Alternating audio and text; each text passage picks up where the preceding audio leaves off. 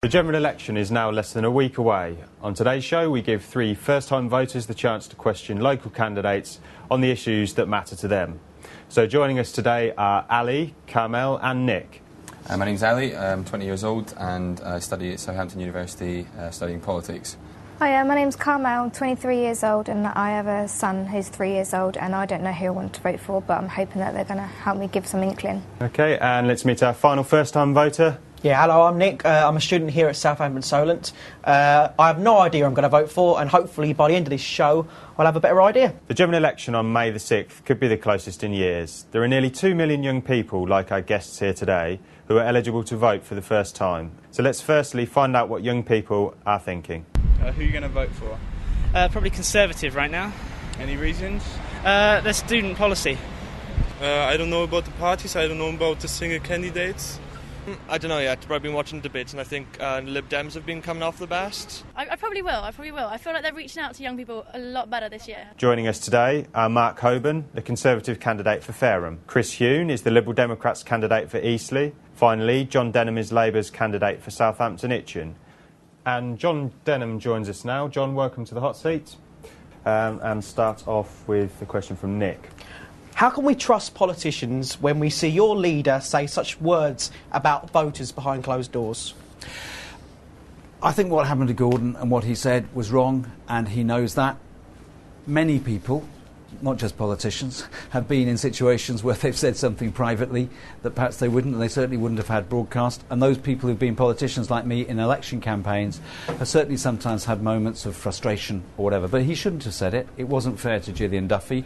The questions that she was raising are ones that are being raised throughout the election campaign, and ones that need to be addressed in a sensible way. But he has apologised, and I don't think this was a matter of somebody being two-faced. It was somebody just saying, feeling exasperated by a particular thing that had happened in the campaign. I don't think he was looking for a commentary on what happened, because I think we all understand what happened. I think what he was looking for was an answer from you on how you think your party leader can actually restore trust in him from the electorate. That was the question. The key thing about Gordon Brown to look at is actually the decisions that he has taken over the years when it really mattered. When the world banking crisis hit our economy and everybody else's, there was a huge call to make. Do you step in and nationalise the banks, or do you step back? He was the one who took the decision to step in. The Tories said, don't do it. That would have been a disaster. After that, when it was clear that the world economy was going into recession, he took the decision to say, we'll expand our economy here, we'll keep public spending going, we'll bring forward our plans to build council houses, and that will actually make a difference, and it has. So the thing that Gordon Brown is asking, and we're asking in the election, is what you need to be able to trust is the decisions that people take. He has proven value in taking the right decisions at key moments, and he has the experience and judgment to do that in the future. Okay. So do you Carmel? think you're going to be able to win with Gordon Brown as your leader? Yes, I do. Yes, I do. If you look here in the south of England, in all of the seats where there are Labour MPs, which we relied on for our majority in the last election, in each of those there is a very clear and very significant majority of people who do not want a Conservative government. And if over the next 6 or 7 days we can persuade people in those areas, as we're working hard to do, that a Labour MP and a Labour government is far better for themselves, their family and the country, then we can win. But I don't understand how people are going to come to this conclusion based on the mismanagement of the country's economy in the past 2 years. I will challenge you. I'll challenge you over that. I think the thing that hit our economy was a global crisis, not in this country. So the two key things that we got right: we stepped in to stop the banks collapsing, and we stimulated the economy. On you go. Yeah. We stepped in to stop the banks collapsing. The Conservatives said don't. That was the right decision. We stimulated the economy, the VAT cut, the scrappage scheme and all of those sorts of things to keep people in work when the Tories said don't. Those were the two big decisions that had to be taken. They were the two right decisions. There was no foresight. I mean, fair enough. You made the Labour government. There was no foresight from the Labour government and how their economic policies could end up in disaster. And then I'll take that back and I would say, until the recession started, we had been reducing the national debt. We had been reducing the amount of money the country had borrowed. there were failures in the regulating system right across the world, not just in this country, but right across the world. Those are acknowledged, but they are not a uniquely British thing. The key thing we can say is in this country we took the right decisions at the right time. OK. Well, I'm sorry then, our time's up, unfortunately. John Denham, thank you very much for joining us today. Next up for a grilling from our first-time voters is the Conservative candidate for Fareham, Mark Hoban. Just again, just on the welfare. On the welfare side of things, do you think that people should get housing benefits at all? I mean, like things like the dole and things like that. Do you think that people should consider themselves entitled to that? Is it okay just to have something for nothing? What's your opinion on that? No, and that's why we've said, for example, people who are long-term unemployed should be doing community service in return for their benefits, rather than simply accepting the cheque. They should be doing some work to benefit the local community. And I think it's getting the balance right between their right to have financial support when they're employed, but also doing something for it. OK, that's all we've got time for, unfortunately, in that section. We'll now turn to our final section with Ali starting us off. Trust is an issue in politics.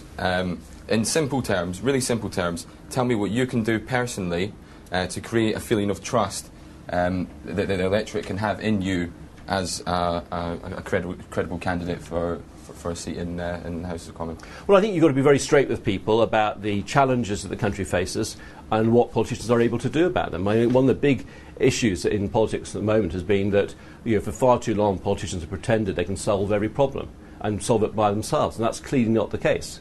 So I think to establish trust, we need to be honest about the challenges and honest about what politicians can do, but also honest about what society can do to tackle those problems. I'm kind of, to be honest, focusing more on the expenses side of things. Obviously, everyone knows there's a big expenses scandal. Some politicians did better than others out of it. You seem to have done quite well of it. And I was just wondering, what can you do to tell me that I can trust you not to mismanage my money in the way that you've done? Well, I don't think constituents will just accept my word.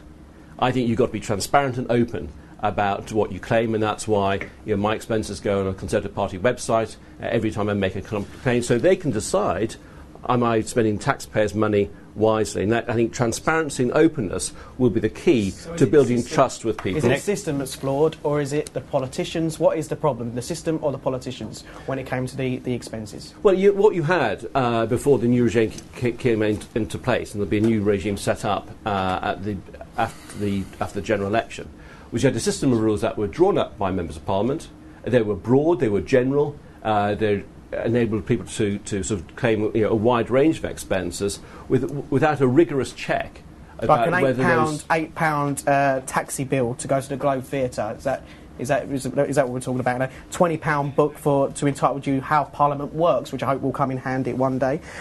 So that sort of thing, is that what you're talking about? The wide range. You abused your claims, didn't you? No, I didn't. If I'm on parliamentary business in the same way when I was working in the private sector and I had to travel from my place of work to go to a meeting, and that Globe Theatre was to speak to a group of accountants about Conservative tax policy. So there are expenses you incur. What's important is that people know you're claiming for legitimate expenses and can question you on them, as you have done there. Can I just stop you there and ask you one final question? You didn't actually answer my question that I asked you before. What I wanted to know was, what would you do to instil trust? I did tell you, Alex. Let me just finish my question. I'm going to give you two options of things that I think that you could do, that politicians in general could do. First thing is, I think a complete overhaul of the Houses of Commons and the Houses of Lords is necessary, and a weeding out of the politicians that contributed to the scandal should be gone. Another option, which might be quite appealing to you, is where there's it can be viewed that there's been kind of misuse of the public money. Do you not think it would be better to offer up these goods that you used and paid for with the taxpayers' money to the electorate who might not be on such a lucrative salary as yourself? For example, me, I'm a student. I don't have a vacuum cleaner in my house, but I can see that you paid £249 for one in 2008-2009. Can I have it? Okay, final answer.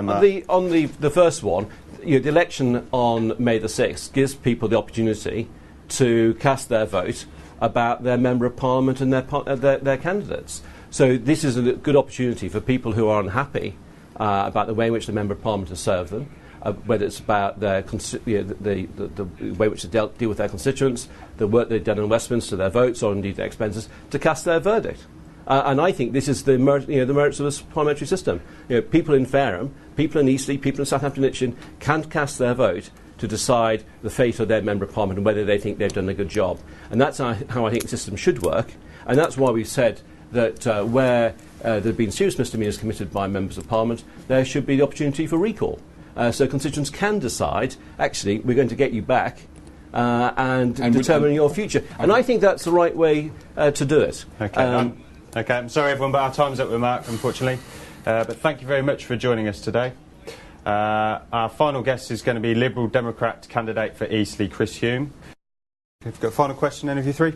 Yeah, after the expensive scandal, how can you win back our trust? Well, I think the key thing in terms of winning back trust in the political system is to make sure we have a big shake-up of the political system. It's not enough just to say, as Conservatives and Labour are saying, we're going to change the system so that we have an independent parliamentary standards authority. That's fine. But if an MP is found to have made claims for a fictitious mortgage, there's an MP actually being prosecuted for that at the moment, made claims for travel that they didn't do, there's a Conservative peer being prosecuted for that at the moment, then I believe it would be absolutely right for a number of their constituents to be able to sign a petition to have a by-election and boot them out and replace them immediately with somebody else who could do the job properly. So recall powers are really crucial. But I also think in a general election, it's crucial that you have the power as voters to choose not only the party, but also the person. And if we had the proposal that we're putting forward for fair votes, what that would mean is that each of the parties would put up 2 or 3 candidates in an area which would elect 4 or 5 MPs. And that means you could be a die-hard Labour voter or a die-hard Lib Dem or a die-hard Conservative, but you could actually choose within your party to choose, no, I don't want that Conservative because he was claiming for a duck house or cleaning a moat. I'm going to go for that other Conservative because actually they're clean and they're being reasonable about their expenses. To give voters the power to choose the person and the party and end this ludicrous system. The arrogance of David Cameron in this election saying, give us an overall majority, absolute power to do whatever we like, even though we're only winning 1 in 3 of the votes. That can't be fair. It can't be right for our democratic system. In terms of expenses, did you abuse your expenses? Did you? I claimed for a trouser press, which I then repaid. And what I did, and the reason I repaid it, is actually not because I was asked to, was because I am the lowest claiming MP in Hampshire, and I'm one of the people across the country, 569 out of 620. 580 if out of 620 MPs. And I did not want to be seen as being in this business to make money. I've never gone into politics to make money. I spent more than 20 years doing other things, and I have not done that.